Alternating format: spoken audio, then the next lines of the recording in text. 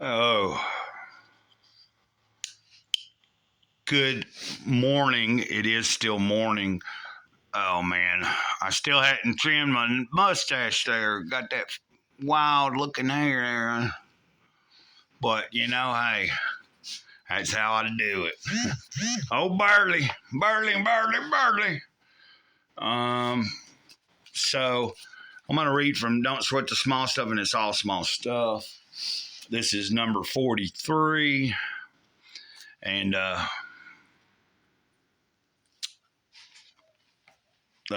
it's become an anthropologist. Anthropology is a science dealing with man and his origins. In this strategy, however, I'll conveniently redefine anthropology as being interested without judgment in the way other people choose to live and behave. This strategy is geared toward developing your compassion as well as a way of becoming more patient. Beyond that, however, being interested in the way other people act is a way of replacing judgments with loving kindness. When you're genuinely curious about the way someone reacts or the way they feel about something, it's unlikely that you will be also annoyed. In this way, becoming an anthropologist is a way of becoming less frustrated by the actions of others. When I read this one yesterday, I didn't know what I thought about him redefining the whole anthropology thing, but I understand his reasonings. I was just overthinking stuff, but let's get on moving here. When someone acts in a way that seems strange to you, rather than reacting in your usual way, such as, I can't believe they would do that, instead say something to yourself like, now I see, that must be the way she sees things in her world. Very interesting. In order for this strategy to help you, you have to be genuine. There's a fine line between being interested and being arrogant, as if secretly you believe that you are better or that your way is better. Recently, I was at a local shopping mall with my 6-year-old daughter. A group of punk rockers walked by with orange spiked hair and tattoos covering much of their bodies. My daughter immediately asked me, Daddy, why are they dressed up like that? Are they in costumes? Years ago, I would have felt very judgmental and frustrated about these young people, as if their way was wrong and my more conservative way was right. I would have blurted out some judgmental explanation to my daughter and passed along to her my judgmental views. Pretending to be an anthropologist, however, has changed my perspective a great deal. It's made me softer. I said to my daughter, I'm not really sure, but it's interesting how different we all are, isn't it? She said, Yeah, but I like my own hair. Rather than focusing on the behavior and continuing to give it energy, we both dropped it and continued to enjoy our time together. When you're interested in other perspectives, it doesn't imply even slightly that you're advocating it. I certainly wouldn't choose a punk rock lifestyle or suggest it to anyone else. At the same time, however, it's really not my place to judge it either. One of the cardinal rules of joyful living is that judging others takes a great deal of energy and, without exception, pulls you away from where you want to be. I can say that's totally on the money there. Because, I'm the kind of person that I do like to see other people's points of view. I like to try to see where somebody's coming from, and they're even if it's a lifestyle that it's not particularly my lifestyle. I've always been open to other people, the way they may live their lives, as long as it's not interfering directly in my life in a negative manner. You know what I'm saying? Like, for me, when it comes to people's personal preferences and stuff, that's just part of life. We all have our own personal preferences on how we want to do things, or how we react to certain things, and how we go about living.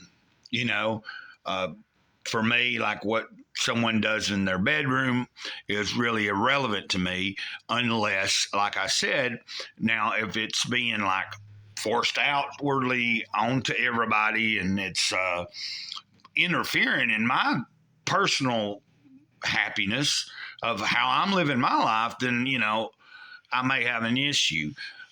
When it comes to someone, not liking a certain particular group of people or something, as long as their animosity towards that group of people isn't affecting me directly, I'm not that concerned about it as much. There's been plenty of times I've been in situations where people were openly being racist and stuff, and I just keep my mouth shut because at the time it was irrelevant for me to be trying to come up with an opposing view when obviously the person speaking in such a manner has already come to their own conclusions. Now, if someone's able to really have an adult-like conversation about certain topics, I can get down with that, like a little bit of debate or something maybe. But for the most part in my life, I try to stay away from those type of things because it's a waste of energy. Most people have come to their own conclusions and have their own belief system already set up by a certain age. But unfortunately, we live in a world where there are some people that think that they have to point every little thing out to everybody all the time, and it's really not productive all the time to do that. So I'll say, if you can do something that will change a certain thing going on in life, or you see where you might be able to make a situation better, then do it. If you're not able to do much about a said situation, then you have to sometimes learn to accept it and move through it as well as you can. For instance, me right now dealing with another toe, infected and having to go to the ER the other day. And then, the doctor, and I got another appointment coming up. And so we're in the part of like, am I going to actually, is the toe going to be having to be removed, or is it just part of it got to be removed, or any of it? I don't know yet until I know what I was told at the ER, but now it's looking like we're trying to see if it might be able to be improved on and maybe don't have to take nothing off. I don't know until I see what the doctor and them are thinking, and I think they want to see how the infection is going on Wednesday after I've been taking all these antibiotics. And if nobody knew, today is when I was born into this world, actually come out of the mother's womb and began breathing in air on my own. I guess that's what you would say. My lungs started taking in their own oxygen once you come out, So I'm 50 Earth years, and this is what you get here. Big, burly, tattooed-faced dude. At least in my book, that's 50 years old here. So it is what it is. I'll talk more later in another video about life in general, I think. I'm got to do a few things, trying to wait on a ride. I'm going to have a ride to the store here soon. And then, will be honest, I have been hankering pretty bad, and I'm really doing my best to not talk myself into getting a bottle. There's no real reason to get a bottle. I've been another 4 or 5 months now with the last it's been at least 4.5, if not 5 months since the last time I did venture and get a bottle.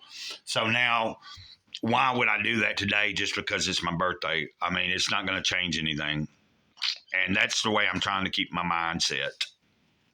So let's just, let's hope for the best. I can't ever promise myself exactly what I'm going to do, but I do know what I don't want to do. So I'm going to do my best not to do it. And later in the day, I plan to maybe do a little talking into the camera just about life, like I said. And hopefully I won't have made a bad choice. Anyway, until next time, Mr. Great Cloud sages the eternal moment over and out. Ditto.